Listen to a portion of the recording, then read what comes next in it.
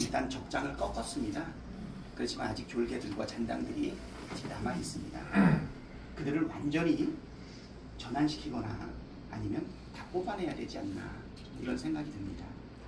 국난을 극복하는 데 있어서 사실 보이지 않는 데서 이름도 없이 빛도 없이 헌신하고 희생하는 분들이 많았습니다. 우리 나라의 역사를 보면 더욱더 그랬죠. 왜군이 쳐들어왔을 때, 왜구가 쳐들어왔을 때 군왕들은 피하고 도망갔지만 그때 많은 의병들이 일어나서 싸웠는데 그때 행주치마에 돌을 담아서 싸웠던 우리 보이지 않는 곳에서 여성들의 헌신이 있었고 적장과 함께 몸을 던졌던 논계도 있었습니다. 민주주의가 사실은 지금 시대에 위협을 받는 것은 국난을 초래하는 일인데 그때 우리 젊은이들도 여성들도 사실 많이 공헌했다고 생각이 됩니다. 이제는 정치가 소수의 남성 정치인 그것도 국회의원 몇 사람 어쩌면 당대표나 개파의 수장이 이끌던 시대가 이제 지나간 것 같습니다. 이재명 대통령께서 정치는 정치인이 하는 것 같지만 국민이 한다 이렇게 얘기하고 있지 않습니까? 저는 이번 내란을 극복하는 과정 속에서 맨몸으로 장갑차를 막아내고 또 총칼 앞에서 여성이 막아내는 그 모습을 보면서 감동했었습니다. 특히 계엄을 극적으로 해제하고 나서 국회가 산회되었는데도 불구하고 아침까지 밤을 꼬박 새면서 국회의 담장과 대문을 지켜내던 사람들 다 여성분들이었습니다. 남성들보다 더 지독하게, 남성들보다 더 끈질기게 세밀한 부분까지 다 챙겨가면서 다시금 윤석열이 제2의 제3을 일으킬지 모른다는 마음으로 국회의 담장을 지켰던 사람들은 거의 제가 돌아보니까 90%가 이상이 여성들이었어요. 그들을 놔두고 저는 잠을 잘 수가 없었습니다. 그래서 제가 좋아하는 자전거를 타고 국회 담장을 돌면서 그들과 공감을 했는데 요번에 처음 알았어요. 국회의원 한지 10년 만에 국회의 대문이 10개가 넘는다는 거예요. 어떤 대문은 열려있고 차단이게, 어떤 대문은 사람만 왕래할 수 있게 되어 있고 어떤 대문은 막혀 있었습니다. 그래서 막혀 있는 데는 국회 담장에 매달려서 그들과 눈을 마주쳤습니다.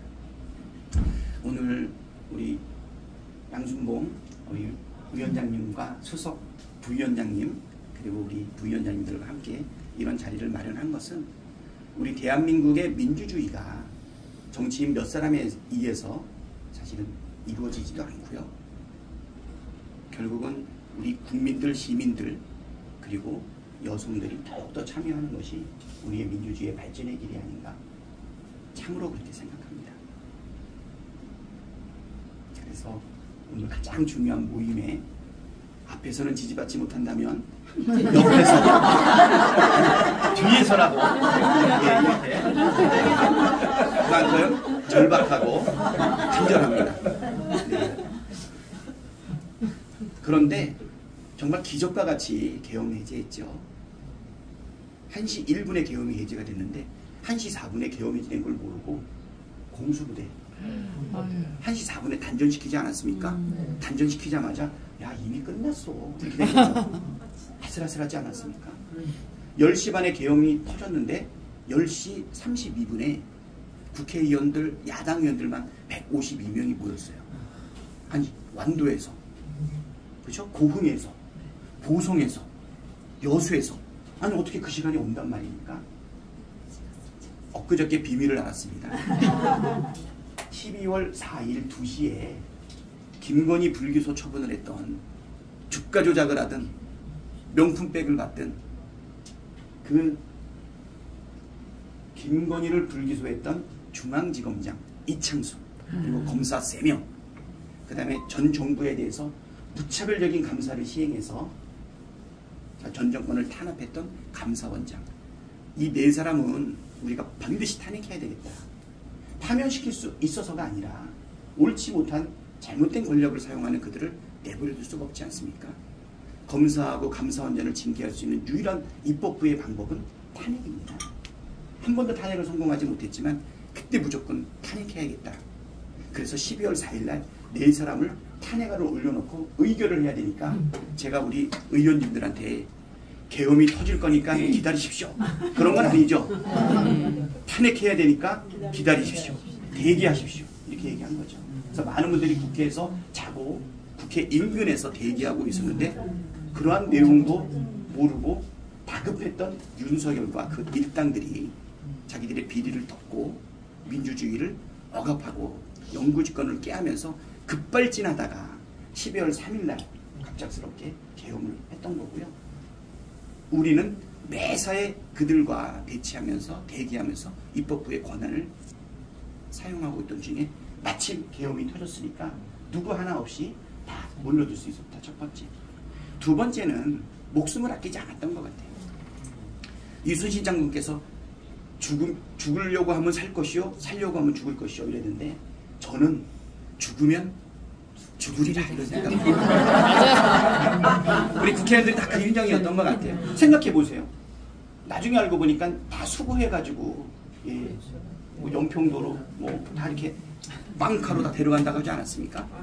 진짜 죽으면 죽을 수 있는 그 상황에서 국회의원들이 다 국회로 몰려든 것은 도간에 든 쥐작전이에요. 그 사람들은 우리를 그대로 수고할 수 있잖아요. 그래도 즉각 진행되고 있는 시한폭탄을 우리가 터뜨리지 않고 피한다면 그 터진 폭탄을 결국은 우리 대한민국 전체가 크게 침몰하게 되는 결과가 되니까 풀 수 있을지 없을지 폭탄이 먼저 터질지 내가 대체할지 모르는 상황에서 모두가 몸을 던져서 막아냈던 것이죠. 그래놓고 버틸 수 있었던 건 뭐냐면 아까처럼 장갑차를 몸으로 막아내고 총칼 앞에서 버텨. 기레기라고 욕했던 그 기자들도 항의하고 당직자들도 막 그 총칼을 어떻게 의자를 어떻게 막습니까? 결국 우리 주권자인 국민 전체가 매달려서 진행을 했습니다. 그 중에서 여성들의 힘이 가장 컸다. 저는 그거 분명하게 하고요. 물론 남성 의원들 계실 때는 이런 말 안 합니다.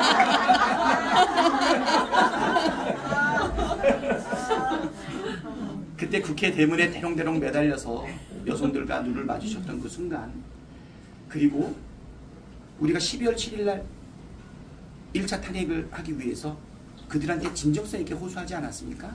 108명한테 돌아와서 표결만 참석해달라. 한 분 한 분 이름. 한 분 한 분 이름을 부르는데 감동적이었어요. 그때 제가 되게 무리했습니다. 첫 번째 의원부터 너무 고음에 이렇게 하다가 10명도 못하겠다 이런 생각이 순간적으로 목소리를 낮출까 했지만 끝까지 갔습니다. 한 30명쯤 하니까 목소리가 안 나오기 시작했어요. 더 세게 했습니다. 한 80명쯤 되니까 이 사람의 이름이 내가 부를 수 있는 마지막 이름일 수도 있다라고 생각하고 불렀는데 다행히 108 번뇌하는 가운데 108명을 끝까지 더 큰 목소리로 마지막까지 불렀습니다. 그들의 양심과 마음에다가 호소했는데 그들은 돌아서지 않았는데 우리 국회의원들이 다 일어나서 같이 외치기 시작했고요. 광장에 있던 국민들이 다 같이 일어나서 외쳤다고 합니다. 12월 14일 그 순간이 너무 감격스러워서 박수를 안 칠래야 되겠습니다. 다시 한번 크게 그래서 12월 14일날 두 번째 탄핵안을 올리는데 그들한테 호소했는데 그들의 마음은 못 움직였지만 국민들의 마음이 움직였고 하늘이 도운 것 같아요. 주권자 국민이 100만 명 이상 약 200만 명이라고 얘기를 해요. 그 정도의 인원들이 여의도로 진군을 했습니다. 여의도를 진군해서 국회를 압박하고 그리고 외치기 시작을 했죠. 그들이 쫄았을까요? 엄청 쫄았습니다. 국회로 들어왔죠. 대신 부결될 걸 기대했는데 기적같이 12명의 가결표를 더해서 200표를 살짝 넘기는 204표로 결국은 탄핵안이 가결됐죠. 많은 선배들이 그렇게 얘기했습니다. 8표는 확보하고 탄핵안을 낸 거냐. 확보 못했습니다. 저들은 더 집요해서 2016년도에 박근혜 국정농단 탄핵할 때는 탄핵안 나가는 것만으로 혼비백산이 돼가지고 한 200, 한 막 4, 50만, 200, 한 40, 50표를 확보하고 시작을 했어요. 근데 좀 줄어서 234표가 됐다고 하는데 우리는 계엄이 일어나고 이걸 해제하는 과정인데도 불구하고 그들이 단단하게 뭉쳐가지고 버티고 있더라고요. 8표는커녕 진짜 몇 표 얻지 못한 상태에서 이것도 역시 이창수 서울지검장 탄핵할 때처럼 옳은 일이니까 국민만 먹고 시작을 했고 12월 7일 날 기각됐기 때문에, 아니 불성립됐기 때문에 옛날 같았으면 원내대표 모가지가 10개라도 모자란데 국민들과 함께 버텨서 그 다음 주에 더 센 걸 낸 거죠. 안 되면 21일 날 또 낼 거다. 28일 날 또 낼 거다. 그 압박이 국민들과 함께 나타났다. 그 결과를 보니까 결국 우리의 민주주의는 한 번에 완성되지는 않지만 회복하기 위해서는 주권자인 국민들이 나서야 된다는 것을 경험을 했고요. 그거는 그 이전까지의 민주당이 경험해보지 못하고 그 이전까지의 정치 문법으로는 해석할 수 없는 일들입니다. 그래서 뭐 너무 많은데 배고프니까 결론은 뭐냐? 밥 먹으면서 말씀드릴지 모르겠는데요. 결론은 그겁니다. 민주주의는 한 번에 완성되지 않는다. 노무현 대통령께서 이렇게 말씀하시지 않았습니까? 강물은 바다를 포기하지 않는다. 그리고 또 이런 말도 하셨죠. 민주주의 최후의 보루는 깨어있는 시민의 조직된 힘이다. 지금 우리 민주당의 당원들이 500만 명에 육박하고 있습니다. 그분들과 가장 현장에서 밀접하게 접하고 있는 분들이 바로 우리 여성위원장님들 아닙니까? 그리고 우리 민주당의 아주 새로운 세력, 큰 힘, 그건 바로 여성들입니다. 젊은 여성들도 힘들어하고 있어요. 바로 큰 시대의 교류의 한가운데 시민들이 있고 그 안에 여성들이 있다.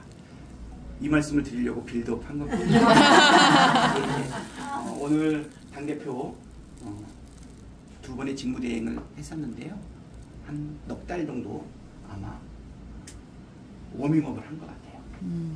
이재명 대통령의 수석대변인으로 또 비서실장으로 또 최고위원으로 원내대표로 그리고 두 번의 대표 직무대행과 총괄 상임선대위원장을 했는데요. 시작할 때는 굉장히 미약했습니다.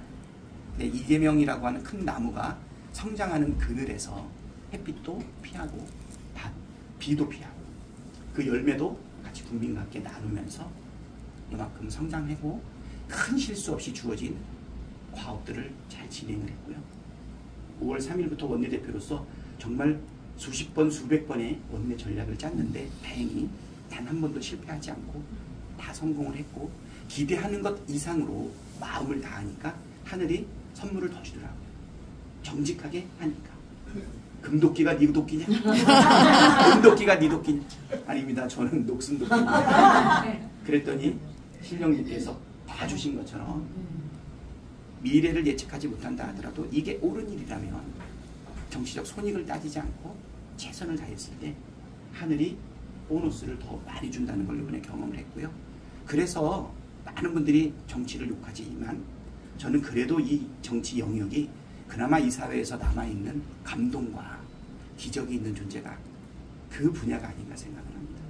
오늘 아침부터 또 울컥했는데 이 넓은 전남의 각 지역의 여성위원장님께서 이렇게 많이 와주셔서 정말 감동했습니다. 여러분들의 기대를 저버리지 않고 소통하고 공감하면서 당대표가 된다면 당을 잘 이끌어갈 거고요. 우리에게 가장 큰 과제는 내년도 지방선거 완승입니다. 다녀보니까 많은 여성 의원님들께서 여성의 정치적 기회를 더 제도적으로 확대하는 거 실용적으로 효과 있게 잘해달라고 요구하더라고요.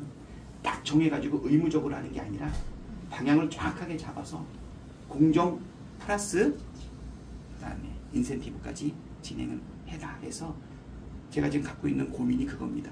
조국 혁신당을 어떻게 대체할 건가.